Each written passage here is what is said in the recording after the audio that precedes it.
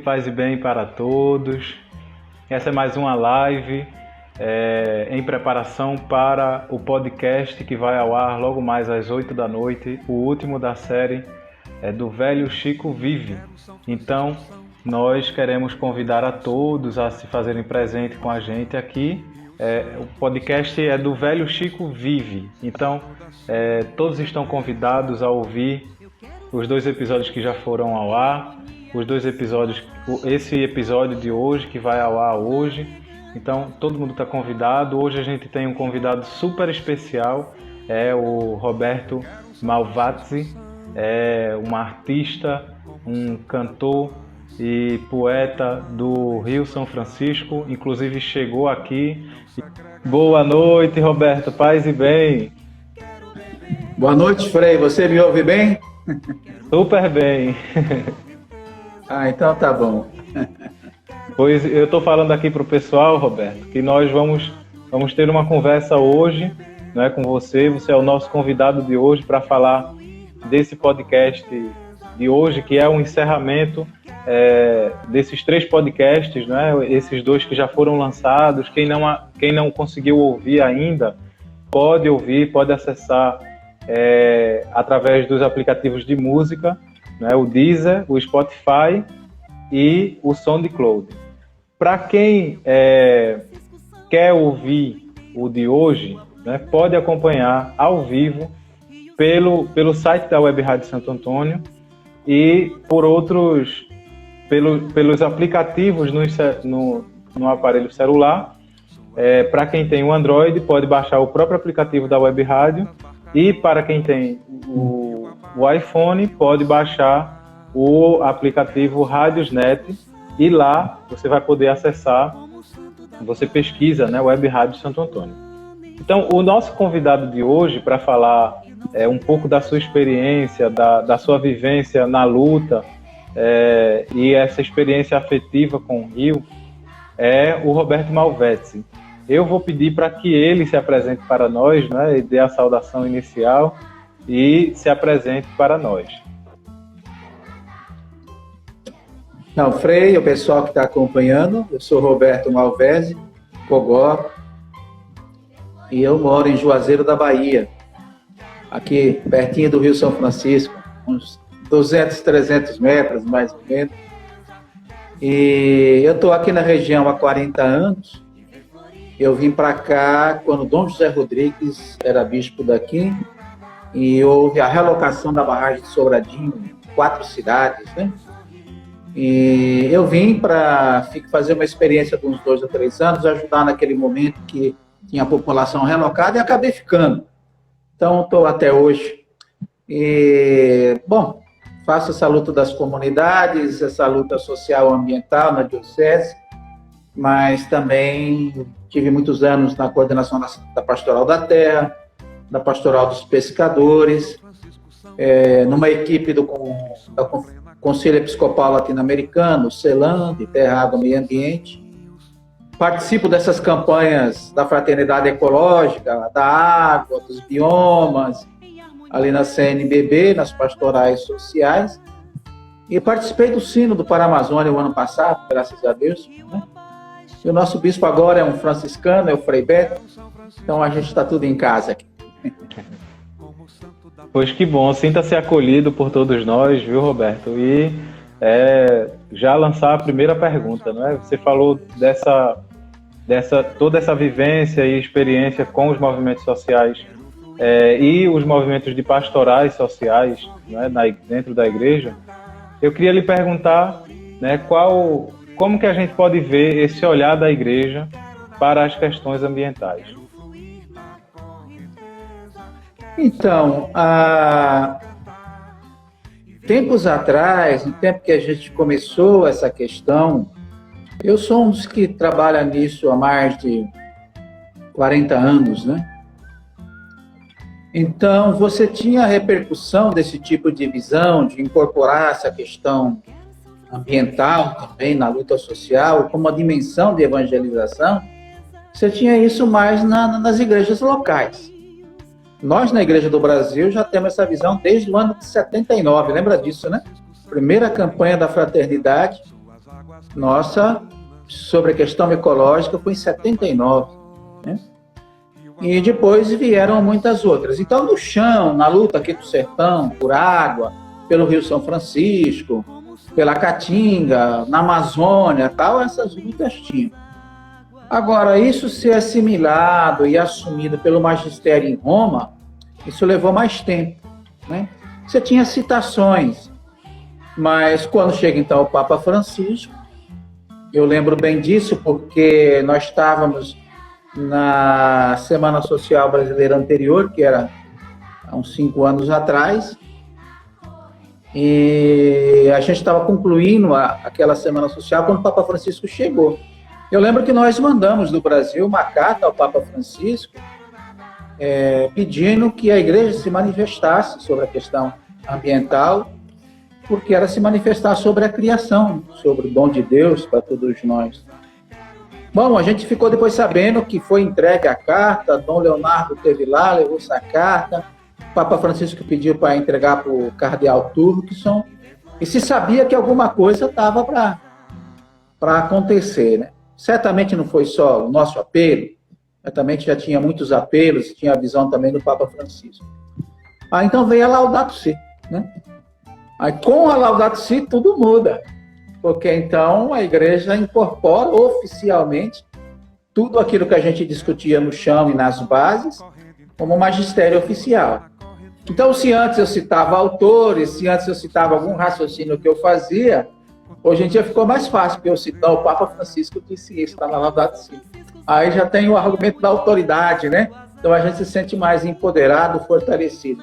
Mas eu sempre digo assim, a gente no Brasil, muita gente pelo menos, a gente já era Laudato Si muito antes que a Laudato Si fosse, né? Que a gente já estava nessa caminhada, nessa luta. E a Laudato Si, ela foi isso mesmo, ela recolheu essas experiências no mundo inteiro e ela codificou isso de uma forma organizada, aprofundada, fundamentada e devolveu para a gente. Então agora ficou tranquilo a gente levar para frente a questão social, ambiental, como diz o Papa Francisco, ele diz que é uma coisa só, a dimensão socioambiental da fé, né? Isso faz parte da nossa evangelização, ele insiste isso o tempo inteiro.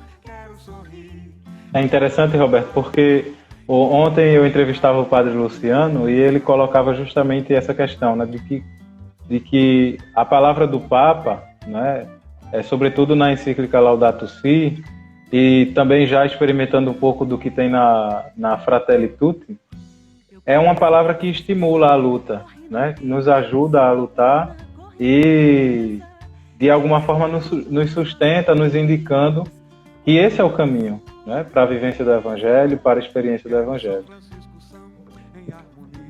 Então, aí depois vieram uma sequência de documentos da linhagem, né, eclesial do Papa Francisco, a última Fratelli Tutti, somos todos irmãos. É a mesma coisa, quer dizer, está tudo interligado, tudo é uma comunhão de vida, né?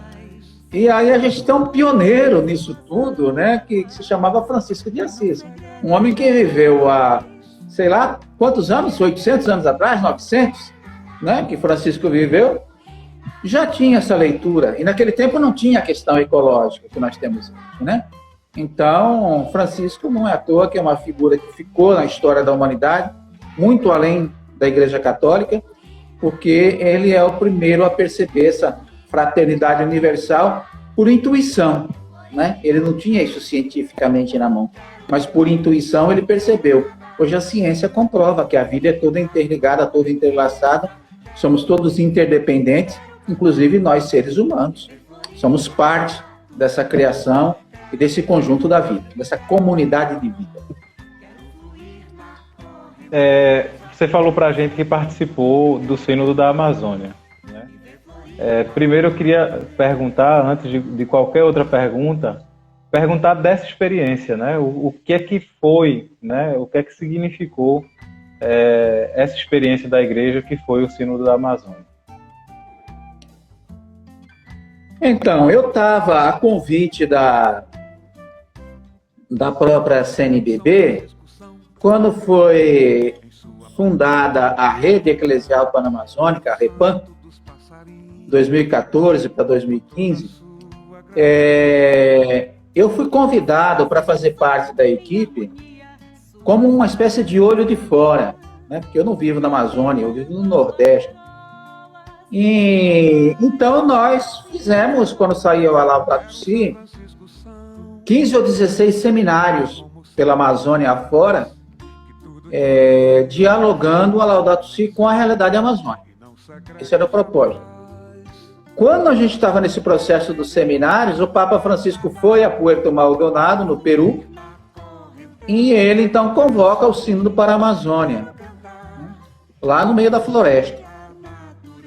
E aí então a Repam é chamada para participar do processo, como parte operativa do processo. Então veio um questionário de Roma, foi montada uma equipe para preparar o sínodo, veio um questionário de Roma que foi distribuído por toda a Amazônia, nos 9 países. E esse questionário, então, foi aplicado e quase 90 mil pessoas participaram desse processo, respondendo, em cima daquele lema fundamental, Amazônia, novos caminhos para a igreja e para uma ecologia integral. Eram esses 2 lados juntos, né? Sempre. E o povo entrou. Então, quase 90 mil pessoas entrou respondendo que igreja que a gente quer para a Amazônia e que a gente quer para uma ecologia integral aqui na Amazônia. E aí, então, quando veio a convocação do sínodo, veio um convite para mim também, que era para eu ir no grupo dos chamados peritos, na questão da água. Né? O convite especificava lá, ecologia integral, água. Eu fui para esse grupo. Só que aí teve um detalhe, quando eu cheguei em Roma, no primeiro dia do sínodo, na primeira reunião que a gente esteve lá, eu fiquei doente. Fiquei doente, tive que ser hospitalizado, tive que passar por cirurgia, fiquei 10 dias numa UTI. Então, só depois do 10º dia, embora eu já tivesse ali, como era o grupo dos peritos, a gente já, 4º dia, já comecei a participar pelo celular, porque tinha a rede dos peritos, então eu ia conversando com a turma que estava indo para as audiências e para os grupos menores. Aí, quando eu saí, então, na casa que eu estava, Maria Bambina, bem ao lado do Vaticano, tinha mais quase 60 pessoas do sínodo ali, a maior parte brasileiros, mas tinha também gente da América Latina. Então, o almoço e a janta era uma conjuntura do sínodo, né? Todo dia. Estavam os bispos ali, os agentes, nós da Repam, a maioria da Repam brasileira estávamos ali. Então, foi quando eu participei mais. E aí, quando eu fui melhorando, aí eu comecei a ir para algumas audiências, fui para a votação final, né? Mas ali na conjuntura, o que a gente percebeu foi o seguinte, foi totalmente novo, inovador, porque Francisco chamou como interlocutores não só os peritos, não só os auditores, não só os bispos de toda a Amazônia e de outros lugares do mundo, ou então os provinciais de congregações religiosas, os gerais também, né? Mas ele chamou a população indígena, a população ribeirinha. Então você tinha lá, quando chegávamos no Vaticano pela manhã, ali na Praça São Pedro, quando a gente entrava pela lateral, os índios vestidos a caráter, com seus cocares, as suas pinturas e tal, e entrava para o sínodo, né? Então aquilo chamou a atenção do mundo inteiro, né? Chamou a atenção do mundo inteiro. Mas teve resistências também nesse processo. Mas lá no sínodo os índios podiam falar, os auditores podiam falar, o meu grupo não podia falar porque nós éramos só para aportar conteúdos, e os padres sinodais podiam falar. Então esse processo foi muito rico, de intensa participação, desde o preparatório nos países da Amazônia, como foi rico lá dentro do Vaticano.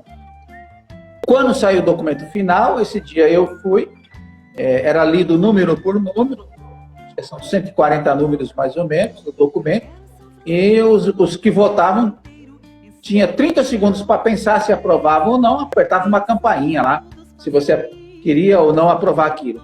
E todos os números do documento foram aprovados. E depois, então, no dia final, o Papa Francisco lá na frente disse, olha, eu não sei se eu vou escrever uma exortação ou não, mas pode ser que eu escreva. Acabou escrevendo uma exortação que é a Querida Amazônia, né? Mas logo no começo da Querida Amazônia ele diz, olha, eu assimilo tudo que foi decidido pelo sínodo. E aí ele traz, informa, que para mim é a surpresa do sínodo, do documento dele, ele traz em forma de sonhos. E com muita poesia, ele cita poesias, ele cita Neruda, ele cita Vinícius de Moraes, já citou Vinícius, não foi só agora no Fratelli Tutti, não, citou Vinícius lá também na querida Amazônia. Ele citou Tiago de Mello, ele citou Galeano, outros poetas da América Latina. E a surpresa é essa, ele não trouxe uma receita pronta, vocês têm que fazer isso, isso, isso na Amazônia. Ele falou, eu sonho com uma Amazônia culturalmente assim, uma Amazônia ambientalmente assim, uma Amazônia eclesialmente assim, como se dissesse, esse é o sonho, agora vocês vão ter que fazer isso para chegar lá. A realidade é dura, a realidade é cruel, mas o sonho é um sonho maravilhoso, são os sonhos que ele colocou na querida Amazônia, né? E é isso que está começando agora a construir. Então, logo a Repam voltou, mas aí veio a Covid, que eu acho que faz todo sentido com os alertas do sino, né? Você destrói o meio ambiente. Eu vi uma pesquisa, 75% das pandemias que aconteceram na humanidade vêm de animais, não é? Então, quando você destrói o habitat, os animais transferem os seus vírus, as suas doenças para o meio humano, né? E aí é só lembrar a doença da vaca louca nas vacas, a peste, a gripe aviária das aves, né? O vírus esse dizem que veio do morcego e tal.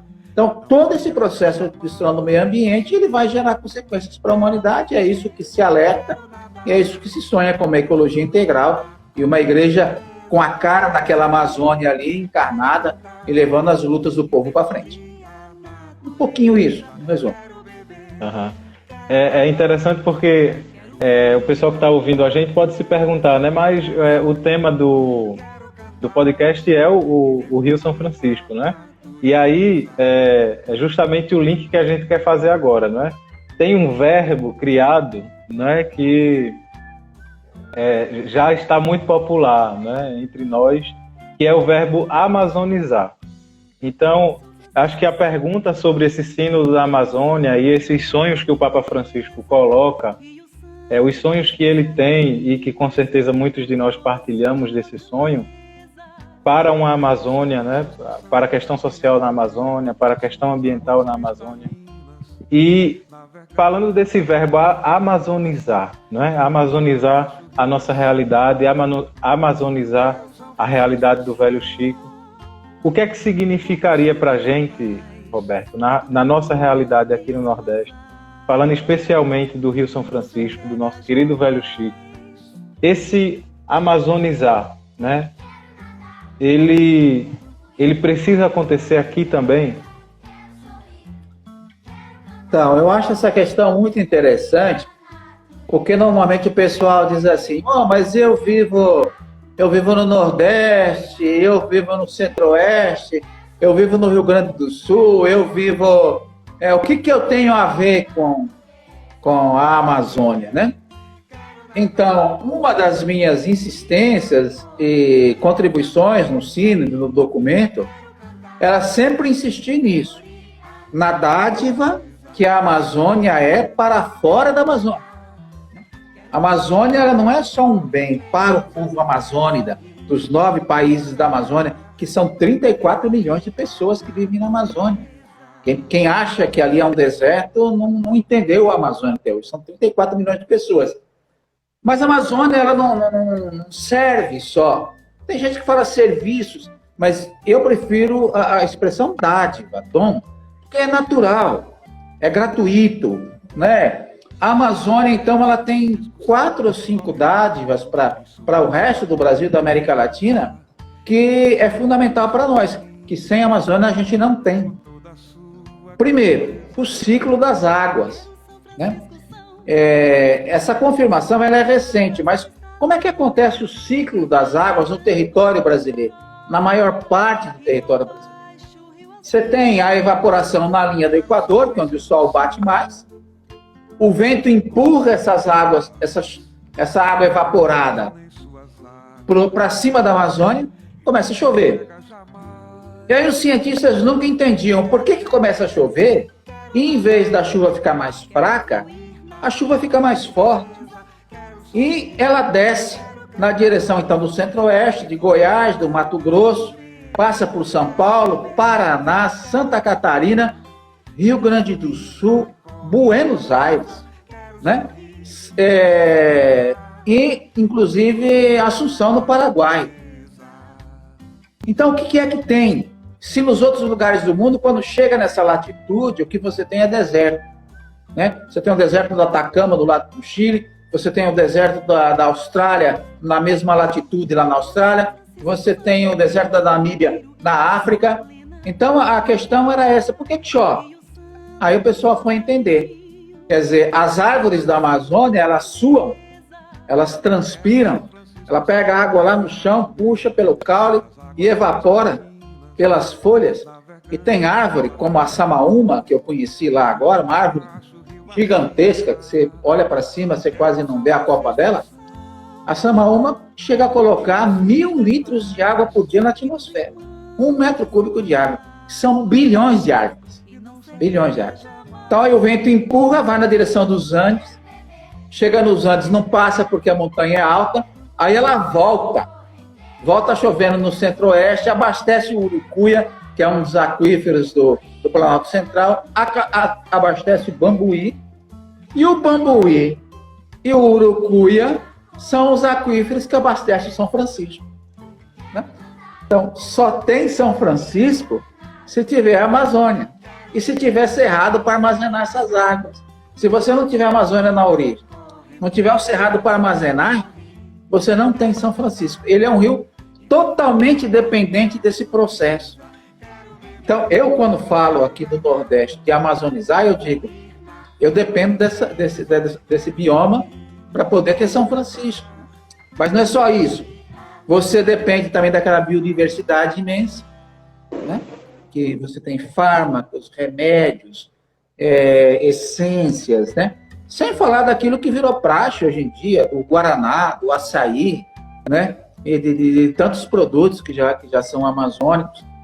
Você tem o ciclo do carbono, porque as árvores fixam o carbono nas suas folhas, nos seus caules, senão esse carbono também viraria CO2 e também iria para a atmosfera e aumentaria o aquecimento global, né? E você tem aquilo que o Papa Francisco insistiu muito, você tem a sociodiversidade. São mais de 300 povos indígenas, com suas línguas diferentes, seus saberes, suas teologias. E Papa Francisco diz assim, quando desaparece uma civilização como essa, talvez seja mais grave do que quando desaparece uma espécie da biodiversidade. Então, essas 4 características da Amazônia, o ciclo das águas, o ciclo do carbono, a biodiversidade, a sociodiversidade, são contribuições para o planeta inteiro, né? São contribuições para o planeta inteiro. E é para nós especificamente. Você está em Salvador ou está em Fortaleza? Eu estou em Fortaleza. Você está em Fortaleza. Aí, a nossa chuva que entra pelo litoral, você percebe aí em Fortaleza, como você pode perceber no Recife, na Paraíba ou aqui em Salvador, ela não entra muito mais que 100 quilômetros, né? Ela não entra muito mais. Tanto é que logo você está no sertão, logo você está na Caatinga, né? Porque os ventos do Atlântico, aí para vocês ainda entra um pouco mais. Mas nós aqui no Recife, você deve conhecer isso, quando chegou em Caruaru, 100 e poucos quilômetros, acabou o Agreste, por que começa o sertão? Porque a chuva não tem força para entrar sertão lá dentro. Então, a chuva que chega para nós aqui nesse lugar que eu estou, que é chamado o Polígono das Secas, é quando choveu no Brasil inteiro, né? Quando choveu no centro-oeste, então os ventos empurram de lá para cá, a chuva, sobretudo quando chega aqui, a gente começa a perceber que a chuva vai chegar, que ela chega pelo Piauí, né? Quando começa a chover em Teresina, quando ela chega no sul do Piauí, opa, está chegando perto de nós. Uma hora ela vai chegar aqui. Porque a chuva que vem de Salvador, a chuva que vem do Recife não chega onde eu estou, né? Então, veja, o ciclo das águas brasileiras é complexo e nós dependemos da Amazônia. E tudo isso é amazonizar. Tudo isso é Amazônia. Tudo isso é entender o papel da Amazônia para os amazônicos para o Brasil, para o Cone Sul e para todo o planeta Terra. É uma explicação excelente, né, para a gente compreender como realmente, como o Papa Francisco fala, tudo está de fato estreitamente interligado, né? E Roberto, eu fico aqui me perguntando, né, diante dessa tua experiência, eu fico me perguntando das tuas experiências da vida, né? E aí eu queria fazer uma pergunta um pouco mais afetiva, né, ao longo dessa tua trajetória, de toda essa reflexão com relação ao Rio e dessa luta junto aos movimentos, às pastorais. E aí eu queria te perguntar uma experiência pessoal que te marca, né, ao longo dessa trajetória. Então, para ficar focado no nosso tema, eu sempre digo assim, que os melhores anos de trabalho na minha vida foram aí uns 10 ou 12 anos que eu trabalhei dentro do Rio São Francisco, com as comunidades ribeirinhas. Foi a fase assim mais de total identidade, né? Do trabalho com a vida. Era muito bom aquele negócio de viajar no Rio, de visitar as comunidades ribeirinhas, dormir nos portos, conversar com as comunidades, conversar com os pescadores, né, ajudar na organização das comunidades. Foram os melhores anos. E também porque você adquire uma paixão, né, por um rio que você tinha de conhecimento, de imaginação. Outra coisa é você estar ali agora dentro de um rio que não é mais imaginação, é um rio que você está tendo convivência muito com eles. Então, essa experiência dos 10 anos de Rio São Francisco foram, assim, as mais agradáveis. Mas teve experiências muito profundas também que ajudou a mudar a vida. Quando eu vim para o sertão, a experiência que a gente fez naquele tempo, dessa necessidade da água na Caatinga, né, a fome, a sede, a miséria, que depois veio todo o trabalho de captação de água de chuva pelas cisternas, para beber, para produzir, que ajudou a mudar mesmo a vida da nossa população do interior. Você não tem mais aquela mortalidade infantil de antes, você não tem mais a fome de antes, você não tem mais a sede de antes, você não tem mais a miséria de antes, migração como antes, saques, né? Mortalidade infantil como antes. Então, essa experiência de participar nessa trajetória toda aqui do semiárido e ver a vida do povo melhorar efetivamente, isso hoje eu sei, hoje entendo como um dom de Deus na vida pessoal, né? Teve uns momentos difíceis, teve momentos sacrificados também, mas, né, a beleza disso e o dom disso, a graça que isso foi, não tem, né, só Deus para dar mesmo, e agradecer a Ele por ter participado desse processo todo, né? Não, se me dessem 100 vezes para escolher um caminho de vida, 1000 vezes eu escolheria esse caminho de vida, com certeza. Você falou de paixão pelo Rio, né? O que é que o Rio representa? O que é que o Rio significa para você? Então, você está me ouvindo aí? Eu vou cantar uma música para a gente. Porque o Rio São Francisco que a gente sonhou era aquele Rio São Francisco que o Luiz Gonzaga conheceu lá atrás, em 1940, aquele rio farto, cheio de água, cheio de vida, né? Que todo mundo canta até hoje, 70 anos depois, 80 anos depois, e ninguém cansa de cantar essa música, né?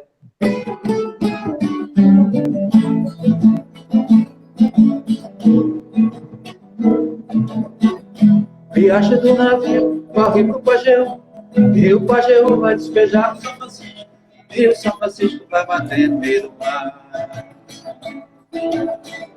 E o Rio São Francisco vai bater no meio do mar. Assim eu fosse um peixe, ao contrário do rio, nadava contra as águas, e nesse desafio saía lá do mar do riacho do navio.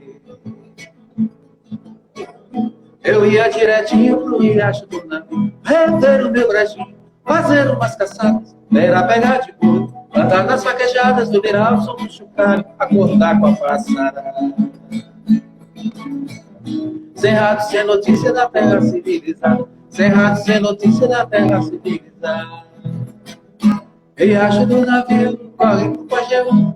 E o Pajeú vai despejar no São Francisco. E o São Francisco vai bater no meio do mar. E o Rio São Francisco vai bater no meio do mar.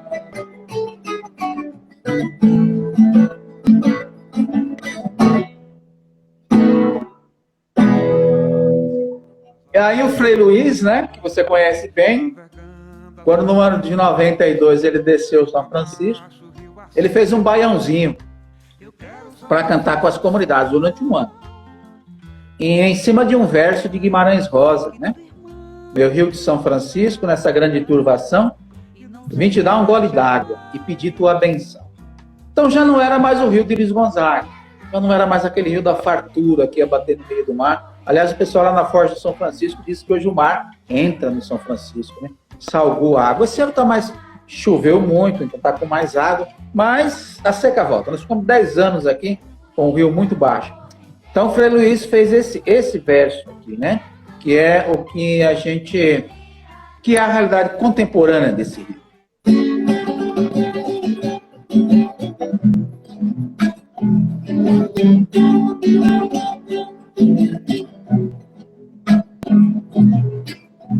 Meu Rio de São Francisco, essa grande turbação, vim te dar um gole d'água e pedir tua benção. Meu Rio de São Francisco, essa grande turbação, vim te dar um gole d'água e pedir tua benção. Lá na Serra da Canastra, lá em Minas Gerais, o Senhor olhou seu povo, uma lágrima derramou, esse choro virou rio, São Francisco se chamou. Meu Rio de São Francisco, nessa grande turbação, te dar um gole d'água e pedir tua benção. Meu Rio de São Francisco, nessa grande turbação, vim te dar um gole d'água e pedir tua benção.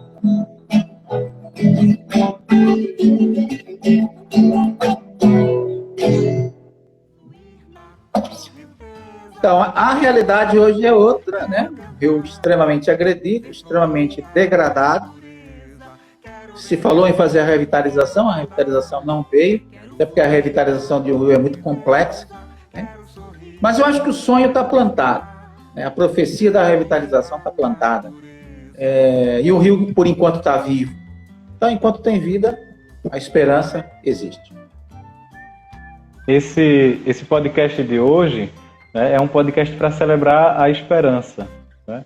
Essa esperança que todos nós temos de ver um rio mais cuidado, né?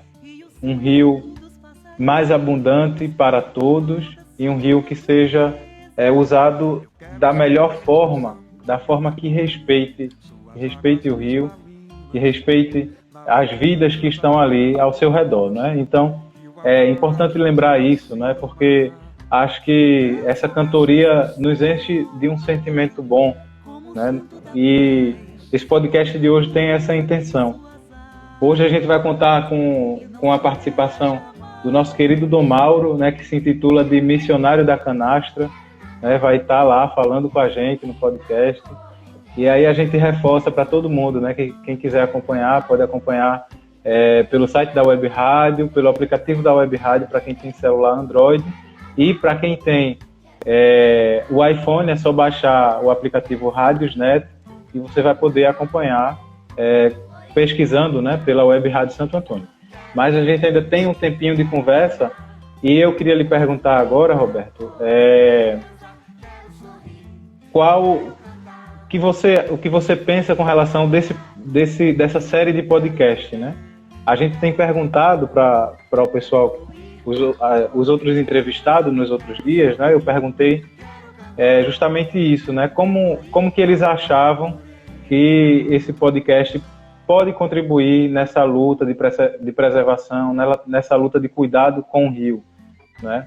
Nessa conscientização também das pessoas, porque às vezes as pessoas acham que o fato de estarem distantes, né, alguns que estão nos ouvindo aqui certamente estão distantes do Rio São Francisco, mas é importante criar essa consciência, né? Então, você acha que esse podcast, né, qual o papel dele com relação a tudo isso, na sua visão?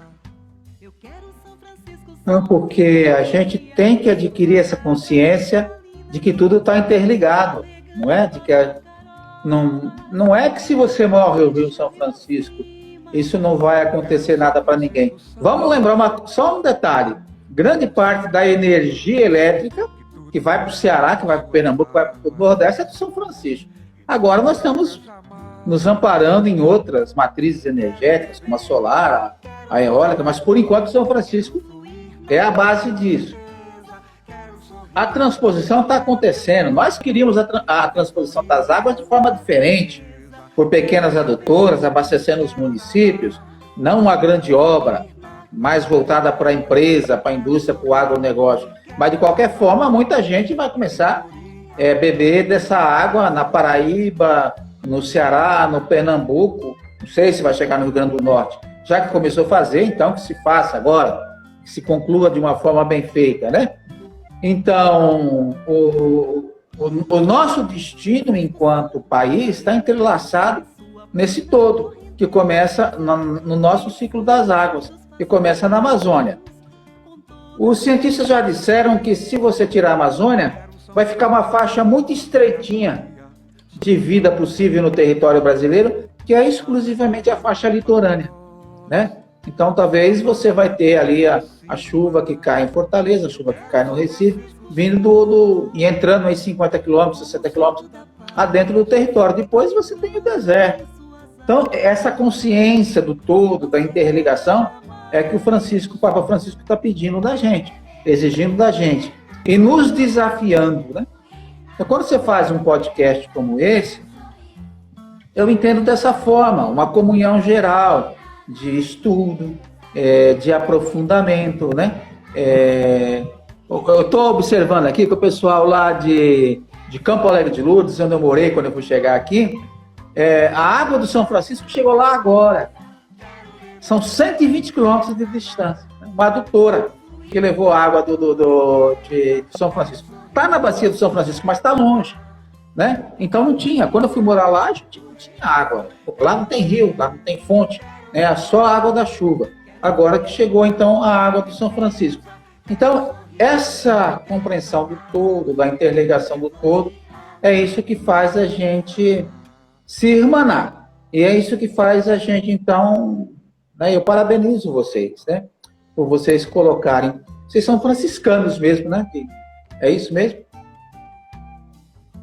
Porque tem uma série de ordens aí pelo meio. Porque aqui no São Francisco chegaram os franciscanos, chegaram os capuchinhos e tinha toda a questão.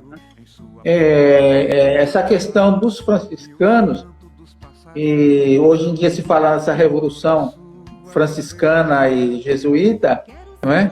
Unindo essas forças, e é isso. Eu acho que vocês estão fazendo o carisma de vocês no contexto atual, no mundo atual, no século XXI.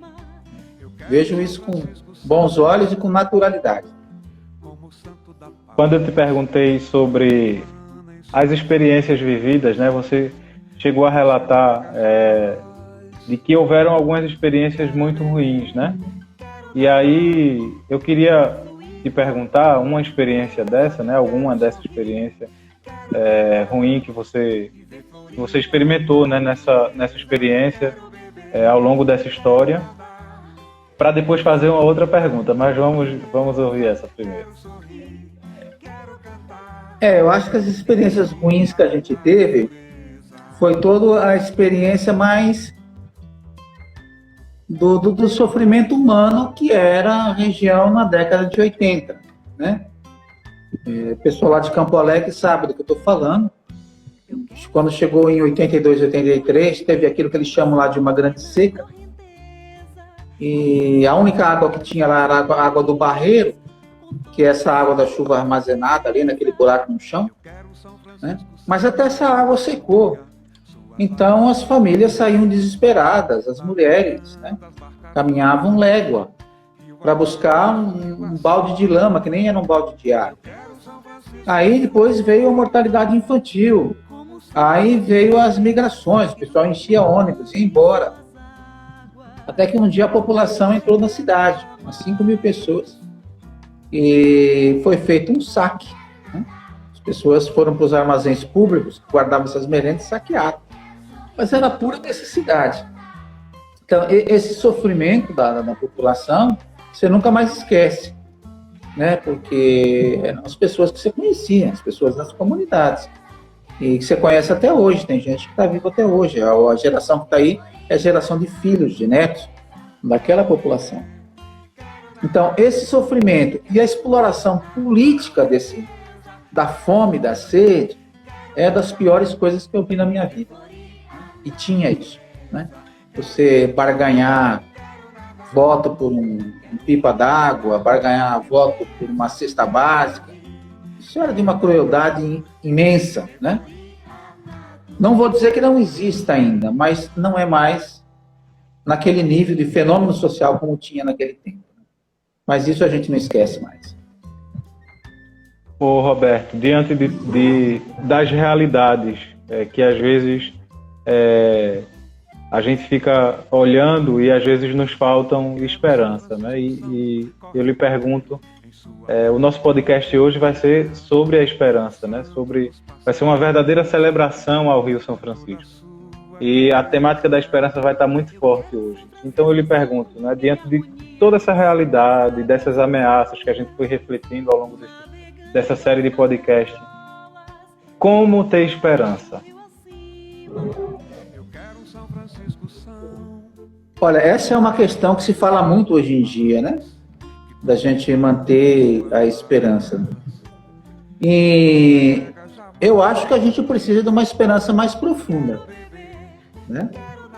Na lógica do que o Pedro Casaldáliga falava, uma esperança teológica, uma esperança pascal. Porque a realidade que está diante dos olhos da gente é a realidade da destruição. O que está acontecendo na Amazônia, no Pantanal, na Caatinga, no Cerrado, o que está acontecendo com a vida do nosso povo, no desemprego, né, a volta de necessidades básicas como a fome. E quando a gente olha para o mundo político, quem domina o país, quem controla esse país. Então, é por isso que se fala muito de esperança, porque as pessoas estão com essa dificuldade de enxergar. Então, Pedro Casaldáliga, que faleceu poucos tempos atrás, um dia eu conversava com ele numa assembleia da CPT sobre a questão do aquecimento global, né? E colocava na assembleia os prognósticos dos cientistas. Se continuar nesse processo, o planeta vai aquecer, você vai ter extinção em massa de vidas, da biodiversidade, inclusive extinção humana. E a possibilidade da extinção da vida do planeta. Aí um dia ele me falou isso, olha, eu acho que não é assim não. Porque ele dizia assim, o ser humano não tem vocação suicida. E mais recentemente, eu li, depois que ele faleceu, passaram muitas entrevistas dele, ele dizia assim, a humanidade não é suicida porque a humanidade tem o DNA de Deus. Então, essa é a esperança profunda do Casaldáliga. Mesmo diante de toda a dificuldade que está diante dos olhos, né? Você tem que saber que essa humanidade ela é a semelhança de Deus. Então, no fundo, você acredita que os imprevistos históricos acontecem, né? As novidades históricas acontecem. Eu também acredito nisso. Um dia eu vi o Papa Bento XVI fazendo uma fala lá na Basílica de São Pedro, para um grupo de bispos e cardeais. Aí ele dizia assim, quem esperava que o Terceiro Reich, que foi o nazismo, terminasse como terminou? Quem esperava que a União Soviética cairia como caiu? Que o Muro de Berlim caía como caiu? Então eu tenho essa esperança também.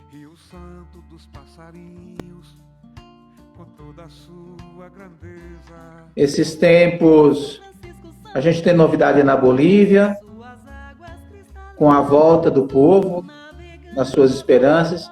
Você tem novidades no Chile, né, onde estão querendo enterrar uma Constituição tremendamente opressiva, que veio ainda um dos piores ditadores da humanidade, que se chamava Pinochet, né? Você tem uma eleição agora nos Estados Unidos, onde pelo menos a grande parte do povo americano não quer mais esse governo que está lá. Então eu acho que nós temos que alimentar essa esperança de que os tempos virão. Agora, a esperança cristã não é uma esperança de braços cruzados. É a esperança que a gente faz no dia a dia. Então, mesmo que esteja difícil, a gente tem que fazer aquilo que a gente chama as lutas da gente, fazer a parte da gente, cumprir com as responsabilidades da gente, para construir, então, mais à frente, um outro momento para a história desse país. Então, é alimentar essa esperança, né? Essa esperança que o Dom Pedro falava, né? E a gente está chegando já no finalzinho, Roberto, da nossa entrevista, e aí eu queria deixar esse momento final reservado para você ficar bem livre para falar aquilo que acredita que deveria ter falado, complementar alguma coisa, e se quiser cantar e encantar a todos nós com o teu canto. Eu vou cantar mais uma música, porque o pessoal está insistindo aqui, aquele negócio de carregar lata d'água na cabeça, era um negócio muito pesado, né? E eu admirava, porque era só as mulheres que carregavam lata d'água na cabeça, né? Os homens carregavam nos jumentos, nas carroças e tal. Tinha toda uma arte para equilibrar aquele negócio, colocar o dia aqui na cabeça, colocar aquela lata d'água aqui na cabeça e eu caminhar equilibrado para aquela lata d'água não cair. Então eu fiz uma música para isso, que eu canto com as comunidades, né? No sentido da emancipação feminina também, porque o trabalho pesado da água recaía sobre as mulheres. E eu chamei essa música Beleza Iluminada, porque apesar do sofrimento, tinha muita beleza na arte de caminhar e na arte de carregar essa lata d'água na cabeça. E muita força também, né? Então eu vou cantar um trechinho aqui de Beleza Iluminada.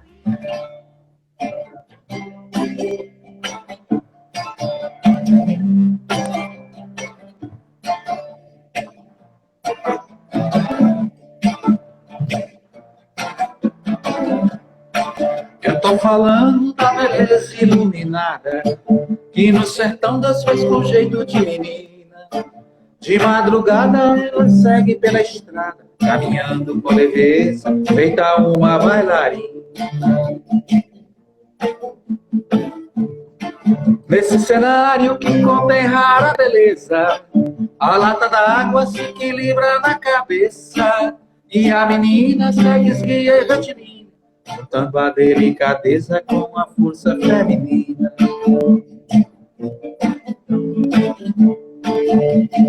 Ai, ai, ai, ai, é a lata d'água naquele vai que não vai. Cai, cai, cai, cai, é o balanço da cintura que balança mais não cai. Balanço da cintura que balança mais não cai. Ai, ai, ai, ai, é a lata d'água naquele vai que não vai. Cai, cai, cai, cai, é o balanço da cintura que balança mais não cai. Balanço da cintura que balança mais não cai. Em honra das mulheres que ainda têm que carregar uma lata d'água na cabeça, mas em honra também daquelas que se libertaram desse trabalho pesado. Roberto, a gente só tem a agradecer a sua disponibilidade de estar aqui com a gente hoje. A gente agradece de coração. E aí a gente avisa para todo mundo, né? O nosso último podcast, né, dessa série de 3 podcasts vai ao ar logo mais às 8 horas da noite. A gente convida todo mundo para acompanhar. Esse podcast é um podcast celebrativo, né, que vai celebrar o Rio São Francisco. A gente agradece a todo mundo que tem acompanhado, quem acompanhou, quem ouviu, identificou já, conheceu um pouco da música que o Roberto trouxe para a gente hoje, não é? a voz dele também, porque ele também participou da produção, da contribuição, né, com sua fala, com seu canto, para esse podcast. E aí a gente convida todo mundo. Para você acompanhar, você pode acompanhar pelo site da Web Rádio, pelo aplicativo da Web Rádio, para quem tem o celular Android, e para quem tem o celular iPhone, é só baixar o aplicativo Rádiosnet e lá você procura pela Web Rádio. Quem quer ouvir os outros podcasts, e esse também depois, pode acompanhar lá nas plataformas de música, o Deezer, o Spotify e o SoundCloud.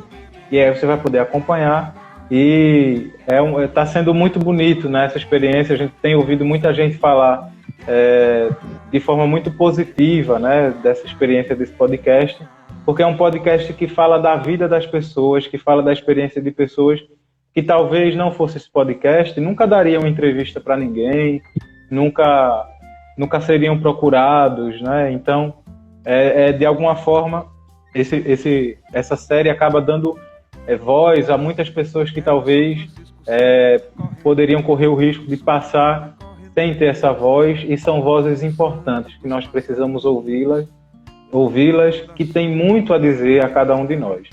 Então a gente agradece de coração a todo mundo que nos acompanhou esses dias, tem sido uma experiência muito bonita. A gente agradece ao Roberto, e eu vou lhe dar a palavra, né, para você fazer algum agradecimento, se despedir do pessoal que está acompanhando a gente. Eu vou cantar um trechinho da ladainha de São Francisco que eu fiz há muitos anos atrás, como uma forma de agradecer vocês, fazer uma prece, pedir a Deus pelo Rio São Francisco, pela Amazônia, pelo nosso planeta, nossa casa comum, agradecer por um Papa como Francisco, e que a vida vença a morte, né?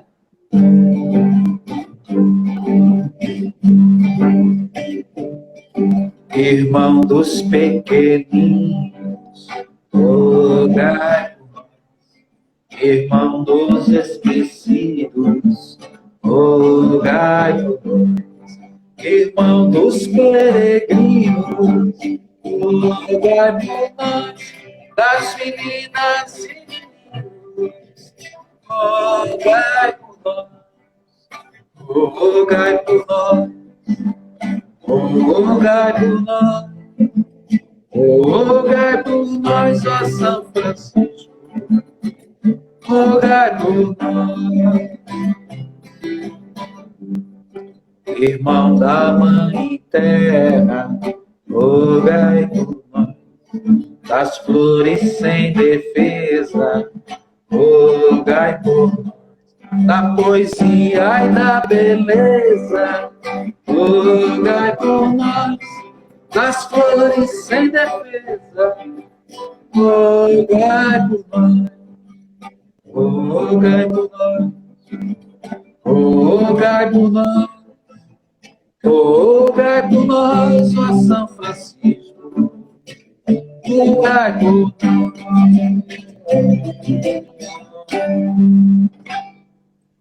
Muito grato.